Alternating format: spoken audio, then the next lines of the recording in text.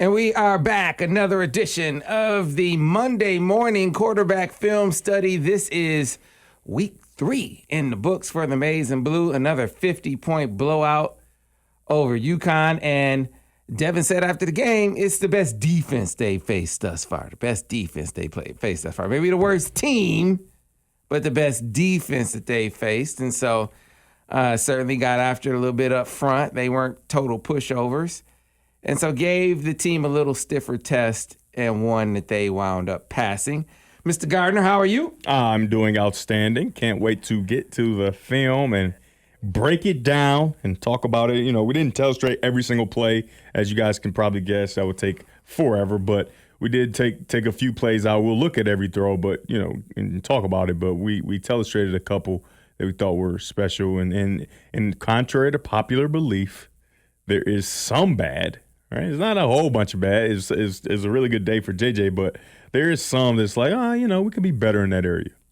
Yeah, so like you said, we're going to look at every throw. We didn't telestrate every throw. So let's go ahead and start with throw 1, Mr. Gardner. I'll bring that up right now as we speak. And let me get it back to the beginning, and you can talk to people through it. Yeah, it's a bubble screen. No, it's not a bubble screen. It's the quick out to the bottom of the screen. And this could be a better throw, right? But recognizing that you got soft coverage, you see the motion going around, so you know it's not man, but you got soft coverage, and this linebacker is going to try to play the outside breaking route. I mean, it's almost impossible to stop. Gain of 4 on first down is something that you can. If we can get that every single time, we'll be unstoppable, right? We won't be stopped ever, right? Get 4 every time. All right, throw 2, we did telestrate. So let me go ahead and bring that one up now. All right, this is good recognition again in the run game. You got 2 outside right there, and the thing is, there's no safety back, right? So you see all these players, there's no safety back, so they're essentially in zero, right? And so when this top defender, once you get him to freeze and he's responsible for the wide receiver, then you don't have a chance in the world of stopping a guy so fast like Roman Wilson. So it's a very good job. He has to read through, right, because it's a triple threat. It's a triple option where you can pull it and run it, so you got to read defensive end, but also you got to see past the defensive end and read, can my receiver outflank the alley defender? And on this play, he can, and the ball comes out quickly, and it's a big play for Roman Wilson. We saw this all day. And this is good because it's going to force defenses to play length and width. Length and width. You have to play the entire field vertically and horizontally. And I love, like, they use the entire field here. They stretch the entire field and get all the way to the sideline with a big play. This is very good. And these are just controls for the run game. So everybody loved our run game a year ago. These are going to be things that's going to help our run game and control these defenders, these alley defenders, so they can't just add into the run game. You have to worry about this. Let's go to the next one, throw 3. I don't think we telestrated, but I'll bring it up to remove all doubt. Oh, speaking of key pass, here's the uncovered key pass right here. The run control where you just pre-snap, I'm throwing it, the safety's deep, and you got a blocker in front. All right, you can see the safety is way back, and you got to, as long as we're strong at the point of attack, you spit this ball out right away, and it can be a pretty good play. Oh. Once again, making the defense play width and depth, right? And to this point in the film, we don't see any depth, right? They're just having to play width, which is also very important. All right, so now on to the next one. We did grab every single throw, but we're not going to stop at the throws. Let's see. The next one was a telestration, Devin.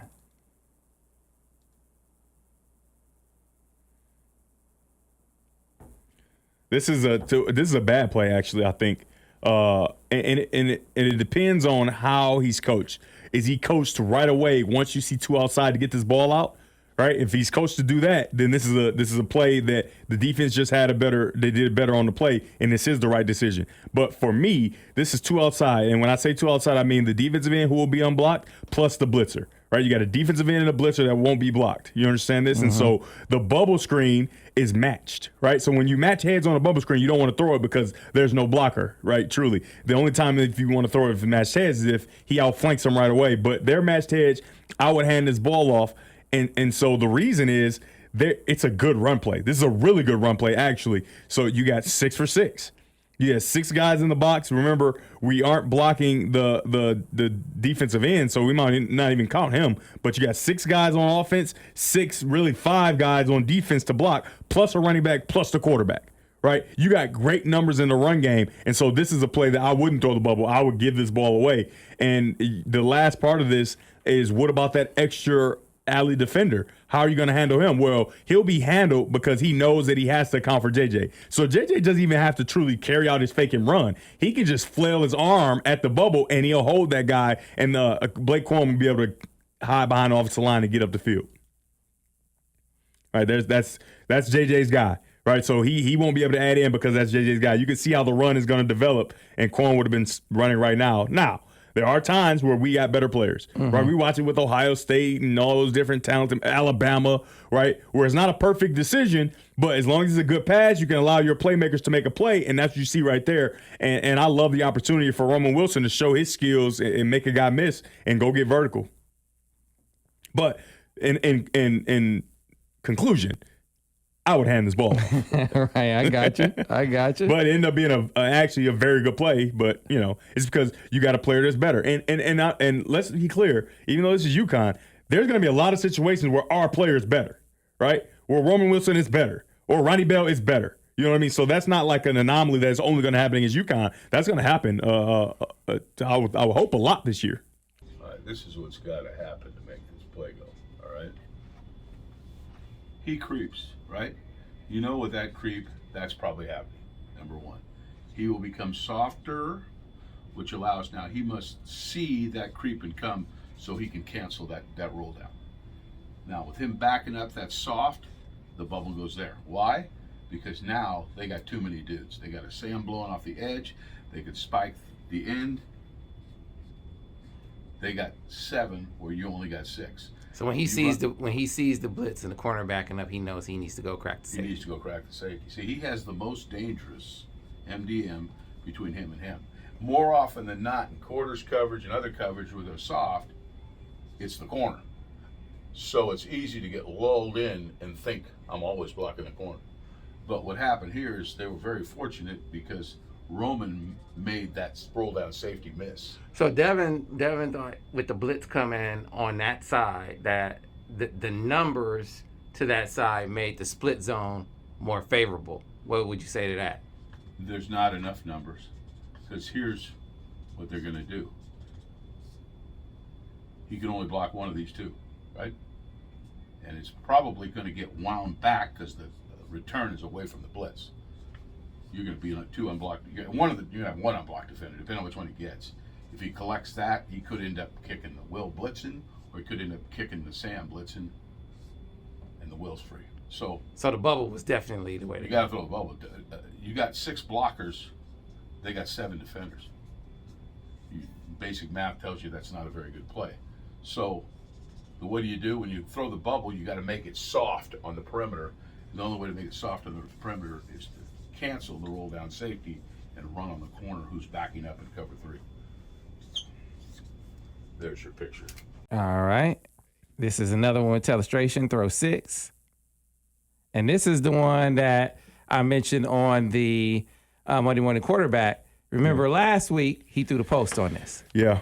This week he didn't. And it's like this couldn't be scripted any better. It's like Michigan called UConn and said, "Hey, we need to see our deep over package against 2 high now. We already saw it against 1 high and he did a good job. We need you to show 2 high and we're going to call it, like you do in practice." Like, obviously that's not something that happened, right? They didn't call Jim Moore and say, "Hey, could you play 2 high on this specific down?" But this is perfect because we saw him make the right decision in 1 high and kind of go against the rule, right? 1 high, you probably shouldn't be able to get to the post. And last week he was able to get to the post because of the safety's decision to jump the over.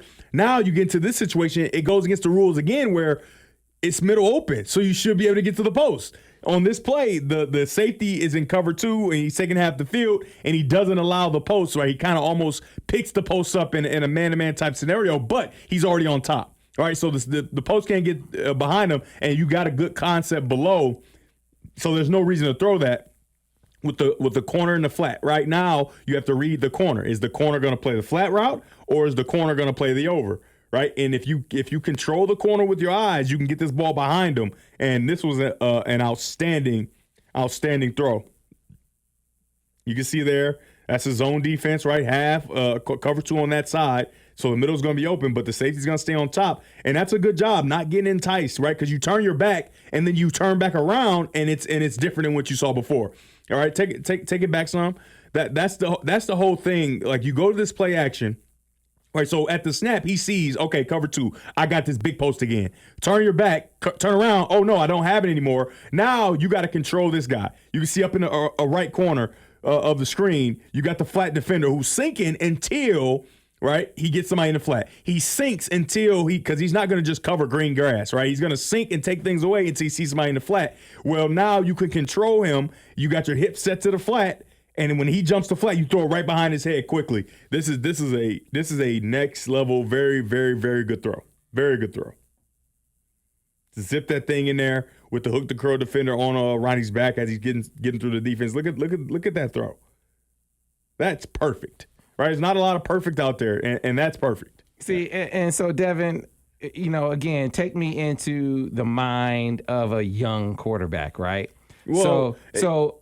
A young quarterback who hit a big play last week. And everybody went crazy. This is a good look. Everybody went crazy and everybody loved it, right? And we broke it down. We said, oh my gosh, he's so good for this. So the mental part of it is like, you turn your back to it, because on that one, it was play action from gun, right? So he could see it happen the entire time. On this one, he go under center, and when you turn your back, you snap that head back around, and the defense is giving you something different than you anticipated, right? At the snap, you're like licking your chops, like, can't wait. We're about to get this deep post again. They're about to go crazy. Monday morning quarterback gonna break it down. I'm amazing. Then you turn back around. It's like, oh man, they took it. Oh, that's fine. We're gonna control this flat defender and then throw a dart right behind his head. Very nice. Yeah, man. That's the part that even though it's UConn. Yeah. The thought process. Maybe the opponent doesn't translate, but the thought process translates, right? The ability to get through reads, and let's be clear, we all know that he has exceptional arm strength, right? So exceptional arm strength translates versus any defense, right? So that's a fact. The mind part of it is what we want to know, and to this point, he's done a very good job. All right, this next one, no telestration on throw 7. Just throws the field quick out. All right. Throws the field quick out. And the thing is about these quick outs, if you have enough time, you want to put it on his back hip so he can turn up the field. All right. Because if you throw him out of bounds, he just runs out of bounds at that depth and doesn't get the first down. See, but you know what I said, what I thought when I watched this, what I tweeted? It's like, hey, man, the whole field is open. The whole field is open. It seems like that. All right. Well, no, no. I don't mean, okay. It's a go. Like green light. No, I mean, with his arm, the whole field is an option. The whole field is an option. Yeah. That's what I meant to say. Oh, 100%. Yeah. It's all green. It's all green. It's green lights all across the board. And this is good, right? Catch, get the ball out. No, he knows where he wants to go. All right, catch, get the ball out. If you're a play caller, and this is an example of wait till they start doing the double moves, right? Because he didn't put so many of these on film. Wait till you see the curl and go or the out and up to the field. I remember throwing those Jeremy Gallen for 500 yards. Yeah. Hey, I dare you to break on my out front to the field. Because I'm gonna tell you how it happened. I threw for 500 yards against Indiana. You can ask Borges. That whole game plan was designed to go to Funches. The only reason Gallen went off for 326 yards or whatever, 369 or whatever he had, is because I tried to throw a timing out. I think it was to the field. It might have been to the boundary, but I think it was to the field. And they had a guy that led the country in pass breakups, right? He broke on it. It was on time, so it shouldn't be able to be stopped. He broke on it and almost intercepted it. Got to the sideline. We are double moving him. First double move, touchdown. Next double move, like he couldn't be stopped. And so that's kind of how the Indiana game got to rolling, where I wasn't supposed to have that day, and I didn't even realize I was having that type of day. But because of what the defense gave us, we were able to have those double moves ready and say, hey, we're going to see what he does. He gave it. Okay, let's try him again. Right. So try him again. So, but something you said last week that I want you to pick up on, because it emphasizes the point that I'm trying to make. When there's a portion of the field, it's not like there are plays that they called that play before. Yeah. But if you're a play caller, odds are he's not going to get to that, right? And if you're running that route, odds are you aren't going to get the ball. Now, as a play caller, all of these are options. Yeah. On this play. And if you're a receiver running those routes that maybe you're decoys and maybe in a part of the field that probably the ball isn't going to go to, now everybody's live. Everybody's live. And that's good. Like, it's much better for the team because now when guys are supposed to be decoys or guys are supposed to be the sacrificial lamb, like I like to call them, they run harder. All right, so even if they don't get the ball, they run harder because they think they might get it. And guess what that does? It opens up the thing they were supposed to open up even better, And so I forgot who was I watching. We had SMU, and they had a guy who was a monster, by the way. His last name's Rice. I forget Tachi Rice or something, whatever it was. But he was dominating. But when he didn't get the ball, when he was just a decoy, he was kind of moseying off the ball, and it was working because he was so dominant in the game against Maryland. It was working, but it would have worked a lot better if he would have been able to run hard. I mean, I can get it. You're tired. You've been getting the ball. You double teaming. You still getting the ball. You're making all these spectacular catches. But if he would have been able to still push as hard as he would when he was getting the ball, it would have opened up a lot more for his teammates. So I think that's super, super important. And because, like you said, the field is all green. It's green light all across. Defenses are going to have to account for it, and it's going to help in the run game too. All right. Throw 8.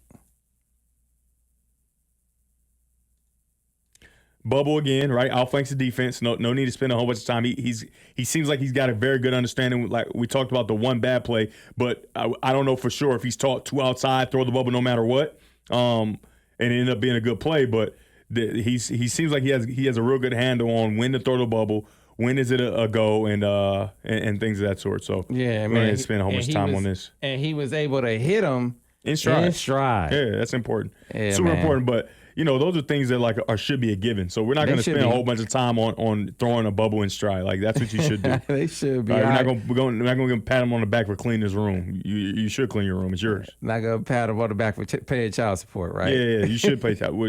Do your deal. I got you. That's why you don't get your taxes get hurt if you don't pay your bills, but they don't get helped. I mean, not your taxes, your credit score. They don't help your credit score if you pay your bills on time, but if you don't, credit score is going down. All right. You should pay your bills. All right, this one is a telestration. Even though I do, I'm kind of digressing here, but I think you should get a pat on the back for paying your bills on time.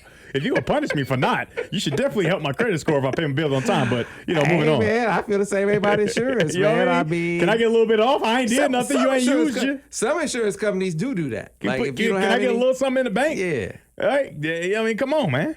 But, back to Michigan football, Monday morning quarterback. All right, here we go.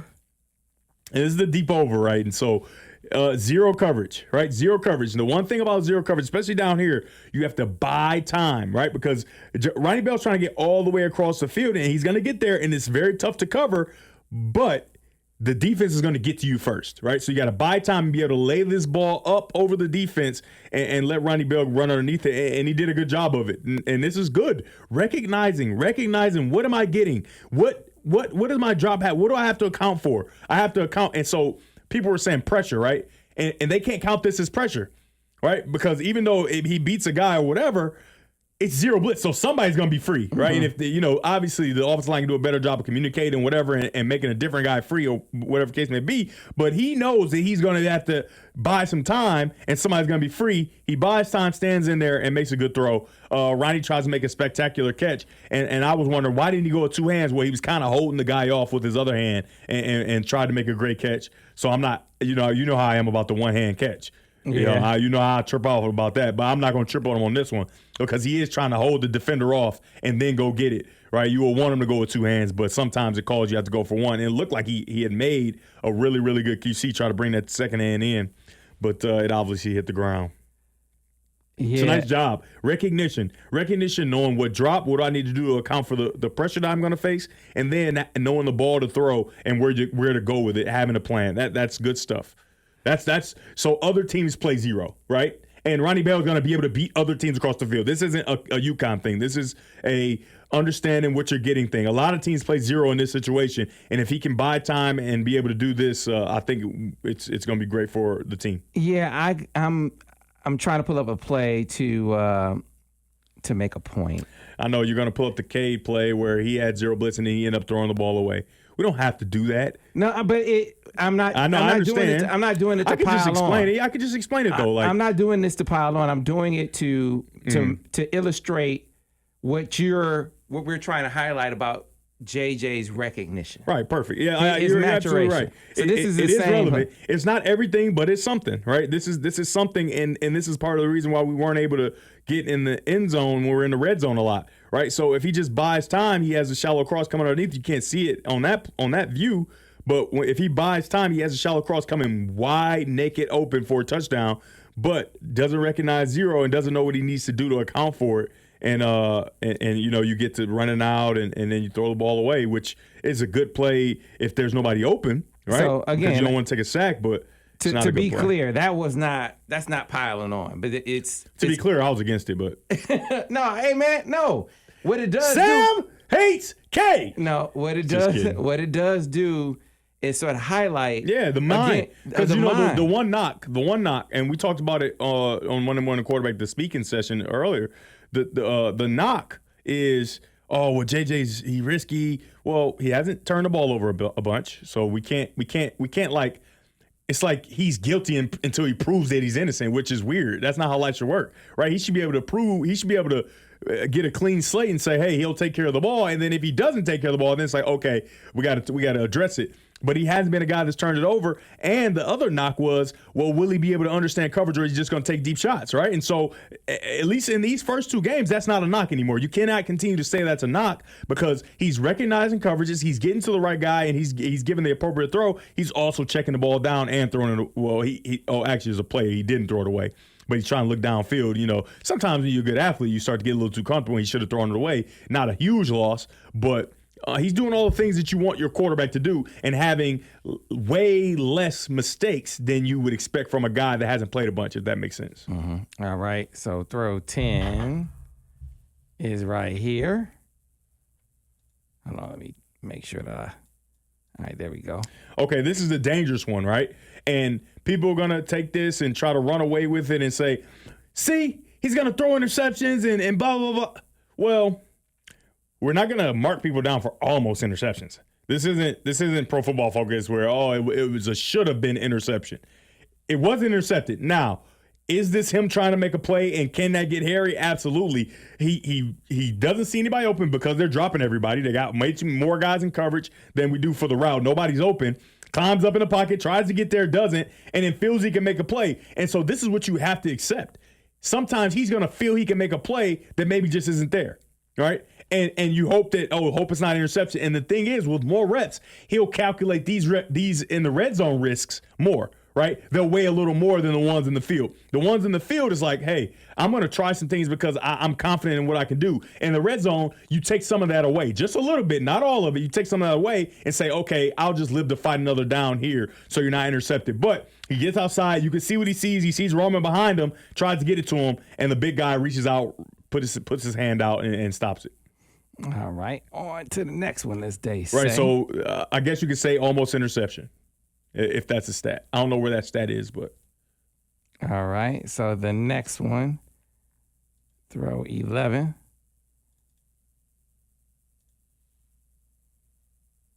This is basic stuff, man. Yeah, this is just, we call this river. They don't do it the same way, but it's river rub. I remember we used to have Dilio move motion and see if it's man-to-man, then outflank the defense right away. A nice catchable ball so you can run with it. Nice job, Ronnie Bell. You say we don't give him credit for doing what you're supposed to do. Yep, that's a layup. He doesn't miss the layups. I call them layups. I work with Daquan Finn at Toledo, and a week ago, or he had a game where he was the MAC player of the week, but he missed too many layups, and I was all over him about it. And then he got against Ohio State, and he didn't miss his layups. So that's a very good thing. You cannot miss the layups, and JJ is making his layups. All right, 12. All right, so third and 14, doesn't have anything, tries to create, and he gets trapped with the ball, right? Gets trapped with the ball. Now, should he throw it away? Absolutely. But once again, when you got a guy that's talented, look, he's downfield. He thinks he can outrun this guy, but that guy kind of sped up and got him. And you want him to chuck that ball right over the out of bounds line into the stands. He didn't, but it's a minimal loss, right? Minimal loss, 1 to 2 yards, and it's third down. So you're punting the ball anyway, right? Third down, you're punting the ball. He's still trying to make a play. I'm not, as long as the ball is not in harm's way, right? Because he has some options here to get risky and throw this ball back across. He doesn't do it, trying to make a play, exhausting every opportunity, and then he's tackled. There's no real damage there. You understand that? It's 3rd and 14. Now it's 4th and 16. It's going to be, the punt's going to be the same. It's actually better for the punter. All right. Next. But if that's second down, throw the ball away, safe yardage. And so that's the thing. We don't see him do that on a second down. But on third down, when he knows it's not huge because of the punt situation and the nature of it, if he doesn't make a play, they're punting anyway, he does take that sack, right? So I want to know, how cerebral is he, right? Is he, because I remember watching Patrick Mahomes drop back, I think it was against the Lions, and he's moving around, and then he sees his offensive lineman hold the defender, right? And he knows the referee's looking. So before he makes his play, he looks back to check to see if he throws a flag. Doesn't, then goes and makes the play. You're right, because they don't want to waste time. Like, if you're going to throw a flag, ain't no point in me doing this, right? He looks, and he like, oh, you're not going to throw that? It was clearly, no? All right, bet, makes the play. And so it's just like, okay, you're on a whole nother frequency. What type of frequency is JJ on, right? Is he on to where, okay, it's 3rd and 14, I'm going to exhaust if I take a sack here, doesn't matter, right? Because we're going to punt the ball anyway if I don't find somebody. So I'm going to exhaust all the opportunity. He got me. It's fine, right? But on second down, we don't do that because we haven't seen him take those types of plays, sacks on second down, things like that. So yeah, and I wonder. I'm not saying he is, but the data that we've gathered, not a whole bunch, but the data we've gathered says he may be operating on a different frequency. Well, and it also looked like to me that the more he plays, the more on the same wavelength. The guy, he won't have to be like, guys are just, it'll be like you and Jeremy Gallen. Yeah, he knows where to go. Yeah. He knew where to go. And I'm getting that rock to you, Jeremy. So just be where you're supposed to be. I'm going to get you the rock, so. But yeah, I mean, that's interesting to continue to find out as we continue to do this every week. All right. Here's the next one. Again, I mean, it's a given. At least so far, it's been a given with JJ. Yeah, he's getting to the bubble quickly. And I love the motion aspect of it because now you get a guy on a run and start, right? A bubble from standstill and a bubble from run and start outflanks the defense a lot faster. So it's a very good job there. All right. And so the next one would be this one, naked slide. Oh, he gets the edge on naked. And so this is good because he gets there and he knows to speed up just a little bit and then get to the over, right? Because on the naked, you assume and you want to throw it's more low to high than it is high to low, right? Because you don't want to turn down an open flat route and then wait for something downfield and it's not open. But the flat route is not open right away. He speeds up and gives a little space for himself to throw the over and then I mean that's a good play. I remember the same type of play against Notre Dame where I got to speed up super fast. Remember I threw it back to Jake Butt. Right? But I get on the edge and it's Tuitt. Remember Tuitt? He was like that big old dude, he's super fast. And I got to speed up to get around him first and then get the ball to Jake Butt. I threw mine a little across the body. This was more within the framework of the offense. They didn't want JJ to have a touchdown in this game, man. No, they didn't.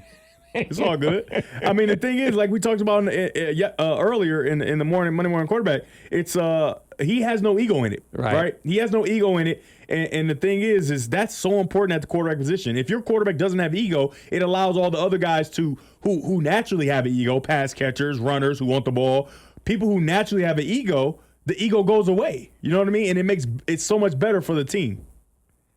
That was a hell of a throw. Very nice throw. Man. The thing is, though, I think it was a routine throw. I don't think it was that special. I think it was a routine throw, for him. We haven't for him, right? But for a lot of guys, it's maybe not. But right. I think that's a routine throw. Naked to the over, right? Speed up and beat the guy on the edge. Very nice. All right, here we go. Is this the last one? This is not the last one. No. This is stops in this cover four, and all the corner squat, right? All the corner squat, and we wonder, can he still get to the check down? Well, there you go. Right over the ball, right there. 2nd and 9, go get half, right? 2nd and 9. So you think like, oh man, he always want to go get it all. He always want to go get the big play. Well, he doesn't have the big play here, and he doesn't have the first down, so he checks it down and gets half. So the next play you can get all on 3rd down. So I mean, that's another level. That's another layer of like, can he do this? Can he do this? And he keeps checking all the boxes. So it's that. I mean, it's cool to watch. It's really, really cool to watch. It's really cool to watch. You seem to bristle a little bit whenever anybody says, it's just Hawaii. Yeah. It's just whoever UConn. Yeah. Because he's showing you things that he's doesn't making them look like UConn. He's making them look like Hawaii. Right, because I remember watching Tennessee last year against Bowling Green, and they blasted them, and it didn't look like that. Mm-hmm. Right, and obviously the guy that was the quarterback, he got replaced. Right, it didn't look like that. Right, you just because you're playing a bad team and you blow them out, you can still not play that good. Like I talked about Daquan Finn-Toledo, they beat I think Liberty or whoever it was. They blasted him, and he won MAC Player of the Week. But when I watched the film, I didn't like anything that he did. I mean, some things were good, actually. He won MAC Player of the Week. It's not like he was terrible. But from his standard and the standard I have for a quarterback, it was like this wasn't very good. A bunch of guys who don't know what you're supposed to be doing maybe thought it was good, but it wasn't that good. Then he comes out the next week against Ohio State, and even though they got blasted, he played outstanding. All right, here we go. This is one that you were looking for. This is cover 4 on that side, right? So you got retreat coverage. You want to get that ball out right away on time, right? Mm-hmm. And Coach Borges is going to talk. Coach Borges, we already yelled at each other, and I wish he was here so I could rip his face off in front of you guys because he's right, but he's wrong again. He's right, but he's wrong. Does he get out prematurely? Absolutely. Right? Has JJ had the reps to trust that Blake Corum is going to pick this blitzer that's sprinting from 5 yards back right at his face? No, he has not. He hasn't built that trust just yet. He hasn't built that trust, and so let it play. Right? And he eventually gets to the route. And I actually think it was an out route, not a curl, but whatever case may be, he's in a position out there outside the numbers to catch the ball. All right? So he goes 1, 2, 3. The guy's about to come through. He's not ready yet, and then he rolls out and gets to it. Now, This is a minus, all right? Pause it. All right, hold on. Okay, yeah, let it play and rewind it. So this is a minus, right? But I'm going to tell you right now, and I'm looking directly into the camera, into your souls. I've been in the position where there's a blitzer sprinting full speed at your smaller running back, right? I've been in the position where there's a blitzing linebacker sprinting full speed at you through your smaller running back. Running backs are paid to run the ball. They're not paid to block 260. I mean, they're supposed to. They're supposed to help out, but that's not their primary job, right? So, here it goes. There you go. I've been in the position. It takes a different kind of person to stand there and take that, right? Now, will JJ get the comfortability to do that? Absolutely. Right? I already had a bunch of reps. I mean, just take a look at that. And so let's highlight a difference here real quick, though. Because Blake made the block. Blake made the block. But the thing I'm saying is JJ hasn't been in that position to know that his running back is going to help him like that. Now, of course, you trust your teammates. Yeah, it's easy to say when you ain't never felt this. Because this ain't what you want. It's easy to say when you ain't make that full screen so they can really see what is happening here. Boom. Look at me. The ball's not there. My face is down in the dirt. The ball is still traveling and my face is in the dirt. Right? So I don't know if you know or not, but this doesn't feel good. Right? So he doesn't know that Blake could have easily done that. Right? And the timing that he's going to continue to garner with all the reps that he's getting, he's going to get to this place. He's going to get here when the receiver's not looking, and he's going to still throw the ball with this guy right here and stand there and take it. Hopefully, he doesn't have to do it a whole bunch. But when you see a guy blitzing like that guy was in the game, he don't know that Blake is going to make that play for him. He don't know that yet. He hasn't been able to garner that trust with Blake Corum. Hey, guess what? He does now. Yeah, man. He can be marked down now because he knows Blake is gonna get my back. He got me covered. But in the moment, the endorphins that go through your body when you see somebody sprinting as fast as they can I would have got out of there too. Well, I'm not going to say I would have got out of there because we're watching me not get out of there. But look, oh man, just stop it. I'm getting flashbacks. I hear you. Hey, so, I want you to get on this point because so often when people think about pressure, it's, oh man, he gets out of the pocket too quick, right? Yeah. To me, when I think of what Borges calls the residual effects of getting hit. Mm-hmm.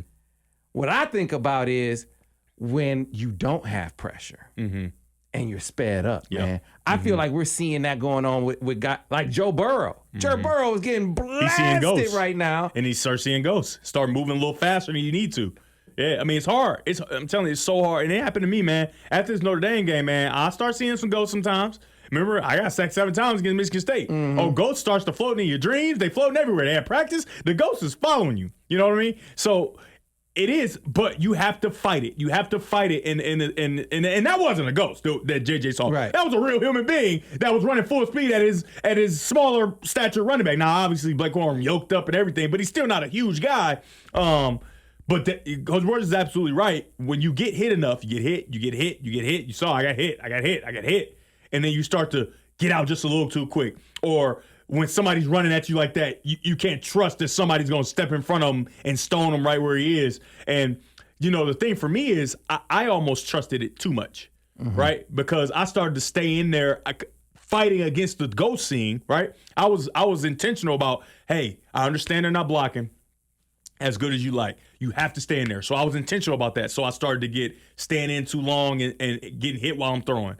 And that caused interceptions. I started just staying too long and take sacks, right? When I probably could have got out. Plus, I was a little, we talked about the ailments of my legs not working and all these different things. But it can be that way, or you can start to get out a little too early, right? You want to find that happy medium where you still get out when you need to, but you also don't start getting out way too early. And it's tough to do, and hopefully, and because the offensive line is so good, we watched them last year. The offensive line is so good. JJ shouldn't have that problem. That'll be later in his career if he's a top pick and he goes to a bad team and all that. But here at University of Michigan, he shouldn't have to deal with, I'm just getting hit so much now that I'm seeing ghosts, because the offensive line is so good. Coach Sharon Moore is outstanding. There's no reason that he'll have to deal with that like I did. Right. All right. It's only a couple more throws. No telestrations on these, but let me bring them up just for the sake of being thorough. Yeah. Another good day. Another good day. In conclusion, it's another good day. Another well done. Man, it was good. And again, the bubbles there outflanked the defense, and the speed of Roman Wilson is awesome. Just because even if the defense doesn't seem outflanked, it's outflanked. Right? It's outflanked because of his speed. That's an easy throw, and your quarterback sees completions and big plays, and he starts to feel good about himself. It's fun, and then this is the sale I would believe, right? Yes, it is. So this is the sale where he pulls a string. So let me explain, and so pause it. First of all, it's a left hash throw outside the numbers, right? It's an exceptional throw, and people are going to say, oh, you're just defending him. Well, I'm defending him on a 15-yard completion. What are we talking about? Okay, yeah, I'm defending him on this 15-yard completion. That's an outstanding play. Sorry, right? But when you've been so perfect, right? We saw the first game, obviously. You've been so perfect.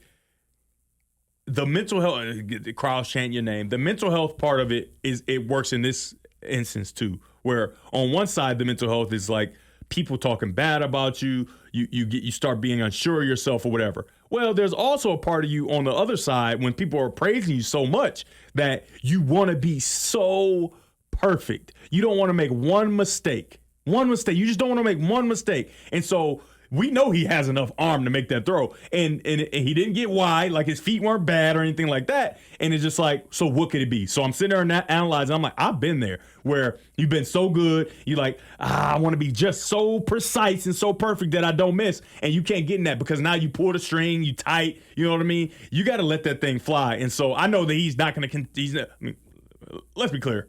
We're talking about 17-yard completion from left hash to right hash. Left hash to outside the right numbers. Like we said, nitpicking, but we don't want to get in a position where I just want to be so perfect. I don't want to make a mistake. So I'm gonna just be, I'm gonna aim it. I'm gonna aim this throw right here so it's perfect. No, that's not why you're here, right? That's not why you've gotten here. That's not why you're in the position you're in, because you're just aiming it, right? Do what you do. Let that thing fly, and I think he's gonna continue to be fine. But as I said, I mean, it's layered over the outside. It's layered over the flat defender. Like, it's a good throw. I mean, it's a long, good throw, but it could be better. Right? Yeah, because man. Ronnie Bell's not going to get much out of that anyway. Why? Because the safety's coming over top. The ball's put in between the safety and the corner. So he's not going to get a whole bunch out of it. But maybe he'll juke and stiff arm and do his thing, and we want to give him a chance to catch the ball on his feet. But like we talked about, it's nitpicking. But I can see that being a problem, where I want to be so perfect that I'm not being myself, and I don't want to make a mistake because I've been put up on such a high pedestal. I'm telling you, the more you build people up, build them up, and it's usually the media and fickle fans build you up. The higher you get built up, guess what? That fall is extremely long, and nobody wants to have to deal with that, right? And as mentally strong as JJ is, I believe, he doesn't want to have to deal with that. But it'll come. You'll make mistakes, and somebody will be calling for your head. It should have been Cade. This is the reason. You'll throw 2 interceptions. Oh, I can't believe this. But I forgot my book at home, but I wrote down a bunch of stats and how Clemson did it. Mm-hmm. How Clemson did it with Trevor Lawrence and can't think of his name. Trevor Lawrence made us forget about him. Yeah, I know who you're talking about. Yeah, Kelly Bryant. So Kelly Bryant the previous year was a semifinalist for the Manning Award, which is quarterback of the year. He was he won the ACC and lost in the semifinals of the college football playoff, 12-2. Exact same season, except for he accounted for almost double the percentage of the offense that Cade did last year, right? And this is just, figuring out and knowing there's going to be growing pains. Now, Trevor Lawrence played well. Him and Kelly Bryant competed. They played well, and then they finally gave it to Trevor Lawrence. Well, in that first time, Trevor Lawrence didn't throw a touchdown. They won the game. I forgot who it was against, but I think only had like 93 yards, something super pedestrian, right? Then he proceeded to explode, right? Because he finally got a lot of reps and he understood what was going on.